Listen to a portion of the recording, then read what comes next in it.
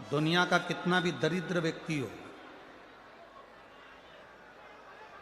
चाहे दुनिया का कोई व्यक्ति ऐसा हो जिसका कभी व्यापार चलता ही नहीं हो, उसने 50 बार बदल के देख लिया, फैक्ट्री चली नहीं रही, जिस काम को करने के लिए जाते हैं वो काम टल जाता है, आज की जगह कल, कल की जगह परसों, परसों की जगह नरसों, काम होता ही नहीं। बेटा बेटी का संबंध करने जा रहे हैं पर हो ही नहीं रहा।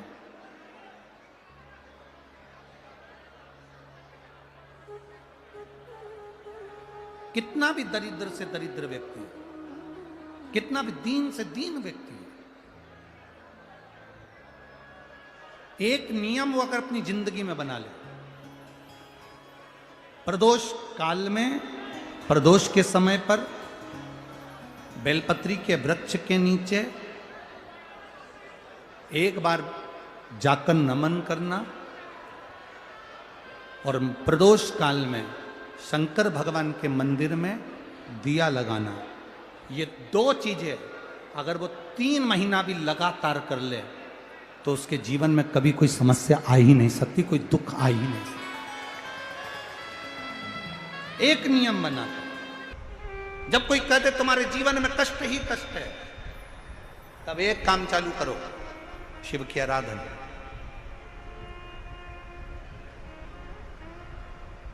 तब एक काम चालू करो, भगवान शंकर की आराधना। 3 चीजें अपना लो। पहले नंबर पर शिव जी के मंदिर में 1 लोटा जल चढ़ाना।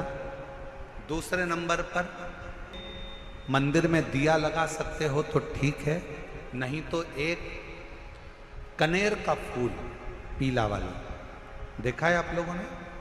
जम के बोलो जरा।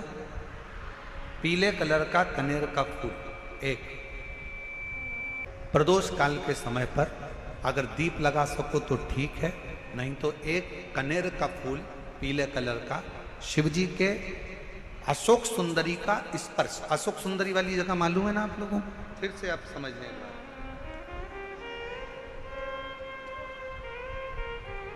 ये शिवलिंग, जलाधारी, ये चरण, राइट में गणेश जी, लेफ्ट में कार्तिकेय जी, मध्य भाग में जो एक मोटी सी लाइन होती है वो अशोक सुंदरी का स्थान होता है। जहां पर शिवलिंग रखा हुआ है ये पार्वती जी का हस्त कमल। शिवलिंग के ऊपर जो कलश में से एक एक बूंद पानी गिरता है वो शंकर जी की 5 लड़कियां, जया, विषहरा, शामली बारी, दौतली, देव। शिव जी के 6ठे नंबर की लड़की अशोक सुंदरी मध्य भाग में। जब एक कनेर का फूल प्रदोष काल में अशोक सुंदरी वाली जगह पर स्पर्श कराकर शिव जी को समर्पित करना। 3 क्रम है, अगर बन सके तो करो। पहला 1 लोटा जल चढ़ाना। दूसरे नंबर पर अगर बहुत ज्यादा तकलीफ की जिंदगी चल रही हो, बहुत कष्टमय जीवन चल रहा हो और सब ने कह दिया कि तुम्हारी किस्मत में तो धक्के ही लिखे हैं, केवल आप धक्के ही खाओगे, तो एक कनेर का पुष्प प्रदोष काल में अशोक सुंदरी का स्पर्श कराकर शिवलिंग पर चढ़ाओ और शिव की आराधना और दिल से बाबा को पुकारते रहो, श्री शिवाय नमस्तुभ्यं, श्री शिवाय नमस्तुभ्यं। और मेरी जीजियों, मेरे जीजाओं, मेरी बेटियों, बेटाओं, मेरी माताओं, एक बात और आपसे कहना चाहता हूं। जब आप पशुपतिनाथ का व्रत करो ना, पशुपति व्रत को अगर आप धारण करो, या सोमवार का व्रत करो, या शिवरात्रि का व्रत करो, या प्रदोष का व्रत करो, या आप शंकर जी के मंदिर में जाकर कोई उपास, कोई व्रत, कोई पूजन कर रहे हो ना, तो एक निवेदन और आज इस व्यासपीठ से करें आप लोगों के लिए। आपकी पूजन की थाली में सब कुछ है, सब कुछ। और जो आपके पास में बैठकर पूजन कर रही है उसकी थाली में अगर कोई कमी रह गई है ना, तो शिव महापुराण ये भी कहती है कि शंकर के सामने बैठकर किसी की पूजन की थाली में भी कमी मत देखो, बन सके अपनी पूजन की थाली में से थोड़ा सा सामान उसकी थाली में रख दो, प्रयास करना कि वो कमी ना देखी जाए। अगर हम भगवान की साक्षी में भी अगर कमी देखेंगे तो हमारे जीवन में कमियां बढ़ती चली जाए। हम क्यों कमी? ए गुरुजी, हमारी टेम्परेरी नौकरी है, बहुत कष्ट में हम, क्या करें हम? कहीं मत जाओ, तुम्हारे नजदीक में जो शंकर का मंदिर है उस मंदिर में जाकर झाड़ू लगाना प्रारंभ कर दो। तुम्हारे शिव जी के मंदिर में कहीं पोछा लगाना प्रारंभ कर दो। तुम्हारे शंकर के मंदिर में थोड़ा सा चंदन घिसना प्रारंभ कर दो। नौकरी पर जाओ, ड्यूटी पर जाओ, बच्चों को संभालो, परिवार को संभालो, उसमें से थोड़ा सा समय शंकर जी को देना प्रारंभ करो। थोड़ा सा समय निकालना शिव जी के लिए, थोड़ा सा समय। ए गुरुजी, अभी मेरी तनख्वाह तो मात्र 8,000 रुपए मिलती है, प्राइवेट जॉब कर रहा हूं, परिवार बड़ा है, गुरुदेव दिल्ली जैसे शहर में रह रहा हूं, बहुत दुख का जीवन चल रहा है, क्या करूं? किसी को हाथ नहीं दिखाना, किसी को पत्रिका नहीं दिखाना, किसी को भाग्य नहीं दिखाना, अब जो कुछ दिखाना अपने शंकर को दिखाना, उसके मंदिर में सेवा करना प्रारंभ करो। और मेरे बाबा तेरी सबसे बढ़िया, यदि कोई एक बार भी शिवालय की ओर चले जाता है, शंकर की ओर बढ़ जाता है, शिवालय की ओर बढ़ जाता है, तो उसके पितर, उसके पूर्वज और उसके जीवन में कितने भी दोष हों, वो सारे के सारे दोष समाप्त होते चले जाते, सारे दोष। और शायद इसीलिए शिवजी पर चढ़ाया गया एक लोटा जल हमारे घर का पितृदोष हो चाहे अन्य दोष हो, वो भी समाप्त कर दे। कितना सुंदर कहा है। जब जिंदगी बहुत संघर्ष में चल रही हो, बहुत दुख का जीवन चल रहा हो, बहुत कष्ट का जीवन चल रहा हो, बहुत कष्टमय जीवन चल रहा हो, तब शमी के 5 पत्ते, शमी के 5 पत्ते एक दुर्वा के साथ एक अक्षत चावल का एक दाना, वो भी हल्दी में भिंगोया हुआ हो या केसर में भिंगोया हुआ हो,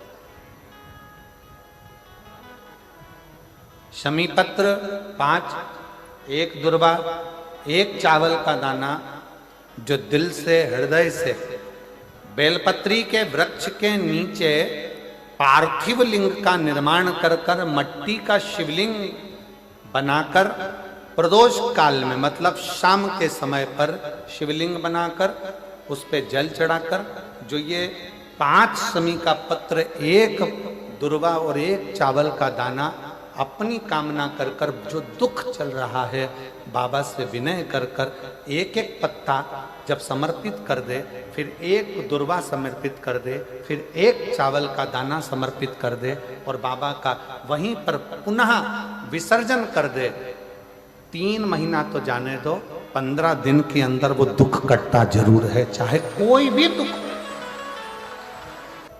किसी भी तरह का दुख क्यों नहीं। एक बेलपत्र के वृक्ष की परिक्रमा करने वाले को हजारों अश्वमेध यज्ञ का फल प्राप्त हो जाता है, हजारों अश्वमेध यज्ञ का फल प्राप्त हो जाता है। उसी तरह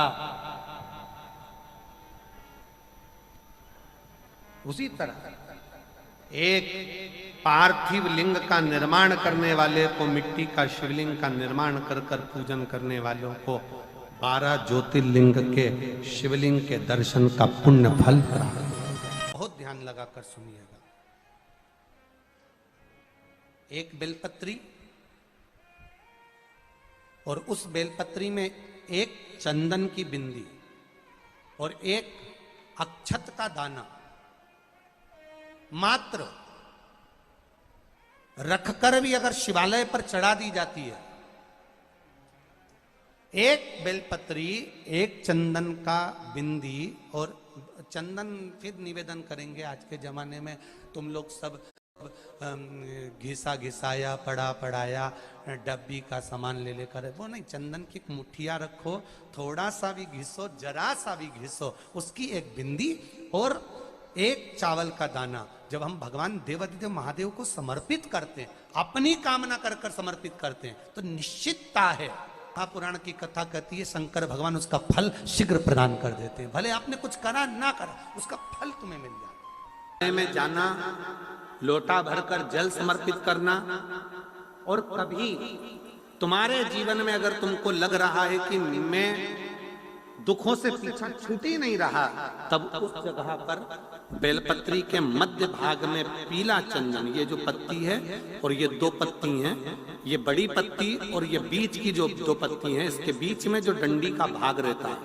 जो बीच में डंडी का जो भाग है, बड़ी पत्ती और ये दो छोटी पत्ती के मध्य में जो डंडी का भाग है, उस डंडी के भाग में पीला चंदन और एक अक्षत पीला शंकर भगवान को आप अगर प्रदोष काल में समर्पित कर रहे हैं, तो ये निश्चित है कि धीरे धीरे कर कर वो दुख समाप्त होगा, वो दुख कटेगा ही।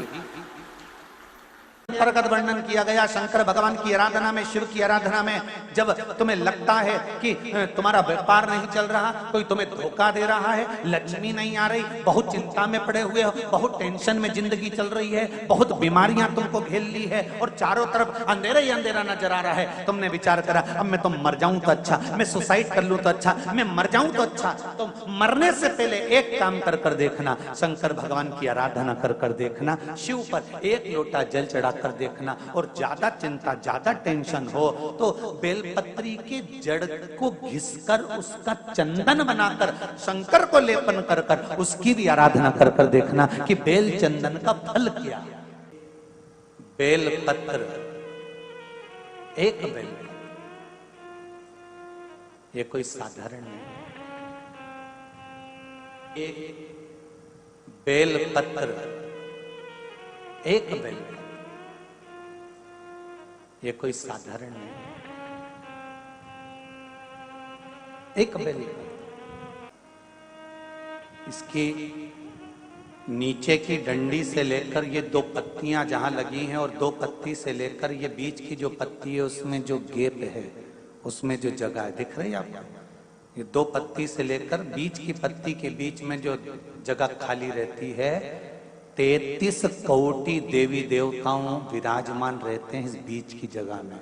जब शिव जी को चढ़ाया जाता है तब इस पत्ती के बीच की जगह शंकर के शिवलिंग पर रखा जाता है, तो शिव जी इतने प्रसन्न होते हैं कि मेरी स्तुति करने के लिए ये भक्त 33 कोटि देवताओं को लेकर आया है, मेरी स्तुति करने के लिए। लोग चावल लाए, लोग अंबारियां लाए, धन लाए, दौलत लाए, संपदा लाए, पर एक शंकर का भगत ऐसा होता है जो एक बेलपत्री के रूप में 33 कोटि देवताओं को, 64 योगिनियों को, आदि शक्तियों को शंकर को समर्पित करता है।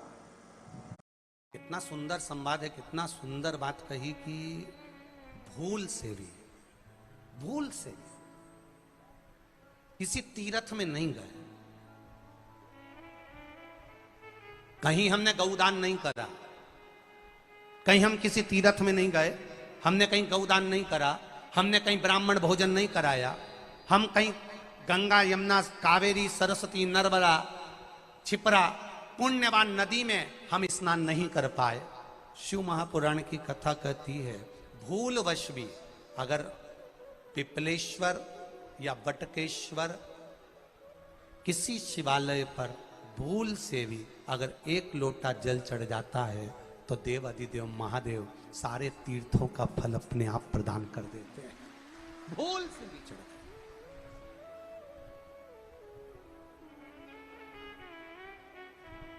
एकांतेश्वर महादेव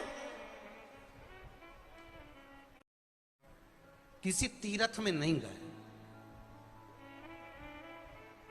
कहीं हमने गौदान नहीं करा, कहीं हम किसी तीर्थ में नहीं गए, हमने कहीं गौदान नहीं करा, हमने कहीं ब्राह्मण भोजन नहीं कराया, हम कहीं गंगा यमुना कावेरी सरस्वती नर्मदा छिपरा पुण्यवान नदी में हम स्नान नहीं कर पाए।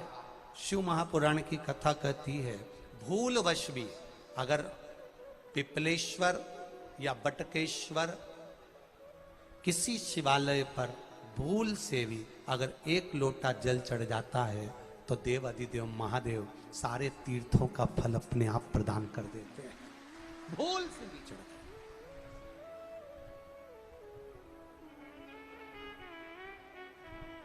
एकांतेश्वर महादेव जो कि एकांत में बैठा हुआ है, एकांतेश्वर महादेव अकेला बैठा है अलमस्त होकर। आप जा रहे हो गाड़ी लेकर, आप 4 व्हीलर गाड़ी में जा रहे हो, ट्रैक्टर में जा रहे हो, ट्राली में बैठकर जा रहे हो, क्रूजर में बैठकर जा रहे हो, 2 व्हीलर गाड़ी में बैठकर जा रहे हो, और एकांतेश्वर महादेव का मंदिर दिख गया कोई एकांत में, भले उसका नाम नहीं मालूम तुमको कि कौन सा महादेव, और अकेला बैठा है जंगल में वृक्ष की छांव में एक ओटले पर, कोई दीवार नहीं, कोई जाली नहीं, कोई गेट नहीं, कुछ भी नहीं। ये शिव मंदिर में जाकर एक लोटा जल समर्पित करती थी। और शास्त्र कहता है कि शंकर के मंदिर में अगर एक लोटा जल कोई एक परिवार का व्यक्ति भी समर्पित कर रहा है तो समझ लेना कि वो अपनी 71 पीढ़ी को पार लगा रहा है। वो अकेला नहीं, 71 पीढ़ी को पार लगा रहा है। शिव महापुराण की कथा कहती है जब बच्चा गर्भ में आता है, माता के गर्भ में जब संतान आती है और माता के गर्भ में जब संतान रहती है, उस 9 महीने में स्त्री नारी अगर कहीं शंकर के मंदिर के सामने से निकल जाए या शिवालय का जल स्त्री को मिला हो या शंकर भगवान का कोई प्रसाद या शंकर भगवान का कोई नाम जाप या शंकर भगवान का कोई मंत्र जाप उस स्त्री के कानों में पहुंच जाए तो जो गर्भ में बच्चा होता है वो बच्चा शंकर की कथा तक या शिवालय तक उसको बिना बोले ही वो अपने आप चला ही जाता है, पहुंच ही जाता है।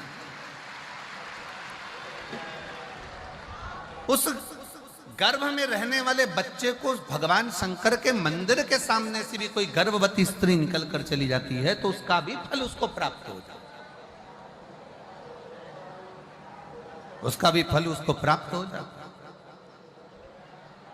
और वो फल साधारण नहीं होता। क्यों? बेलपत्री को जब भी चढ़ाया जाता है तो पीछे की डंडी पकड़कर नहीं चढ़ाया जाता। बेलपत्री को चढ़ाने के लिए मध्य भाग को, जैसे यह बेलपत्र होता है तो इसका मध्य की जो डंडी होती है, मध्य भाग होता है बेलपत्री का, तब मध्य भाग को पकड़कर हम भगवान शंकर को बेलपत्र समर्पित करते हैं।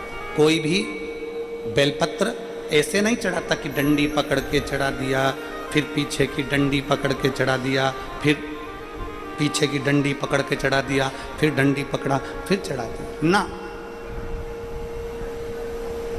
मेरे देवादिदेव महादेव को जब भी बेलपत्र चढ़ाया जाता है तो मध्य भाग, पीछे की डंडी पकड़कर नहीं, मध्य भाग से भगवान शंकर को बेलपत्र समर्पित किया जाता। मध्य भाग से जब भी पकड़ेंगे तो मध्य भाग को पकड़कर बेलपत्र समर्पित करेंगे। क्यों?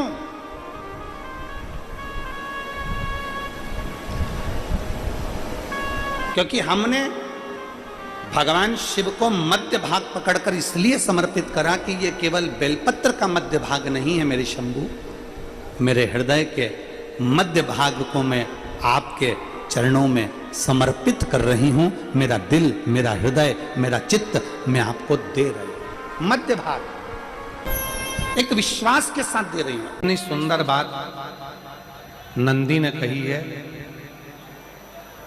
नंदी ने ये बात जो कही वो वास्तव में बड़ी सुंदर है कि मान लो यदि कोई कार्य तुम्हारा हो नहीं रहा और पूरी दुनिया में तुमने कर कर देख लिया, बहुत प्रयास कर कर देख लिया, तो भी वो कार्य अगर तुम्हारा नहीं होता तो फिर एक काम करो कि शिव की स्तुति करो, शंकर की स्तुति, शंकर का गुणगान, शंकर की भक्ति, शंकर का स्मरण।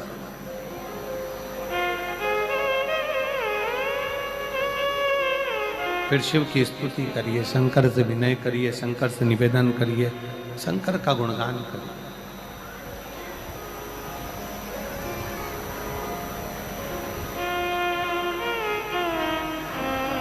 पर भगवान की भक्ति होती कब?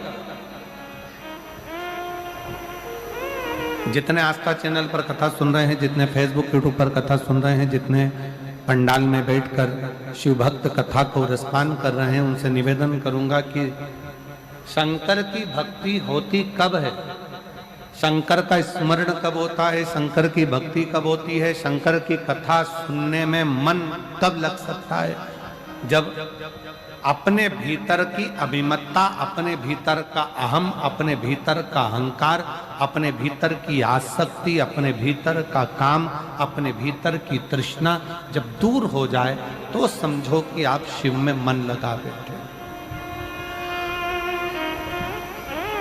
कितने सारे लोग बैठे हैं यहाँ पर कथा में, सब पंडालों के अंदर लोग शिव भक्त बैठे हुए हैं। कई लोग ऐसे भी होंगे जिनका आकर बैठ तो गए पर दिल नहीं लगता। दो जल व्यक्ति के जीवन को बदलते। कितने जल? जम के बोलो जरा। दो जल। एक देवाधिदेव महादेव के लिए भरा गया 1 लोटा जल और दूसरा है स्वयं के लिए भरा गया 1 लोटा जल। यहाँ पर अगर बुजुर्ग मेरी माताएं बैठी होंगी, मेरी जीजियां बैठी हैं, मेरे जीजा बैठे हैं, बुजुर्ग जितनी माताएं बैठी हैं, वो पुराने समय का अगर लेख उठाकर देखेंगे तो पुराने समय के लोग भोजन करने बैठते थे ना, तो भोजन करने से पहले अपने पानी के लोटे को भरकर, अपना गिलास भरकर बैठते थे। किसी ने देखा है कि नहीं देखा? जम के बोलो जरा, देखा है आप लोगों ने? पुराने समय के लोग जब भोजन करने बैठते थे, पुराने समय के लोग जब भोजन करने बैठते थे तो अपना पानी का गिलास, अपना पानी का लोटा पहले भरकर आसन लग जाता था। बहू आसन लगा देती थी, बहू खाना बना देती थी, घर की पत्नी खाना बना देती थी, भोजन बना देती थी, घर के लोग भोजन दे देते थे। थाली कोई भी लगा कर ला कर दे, थाली कोई सजा कर ला कर दे, पर घर का जो व्यक्ति खाना खाने बैठता था, भोजन करने बैठता था, वो अपना पानी स्वयं भर कर बैठता।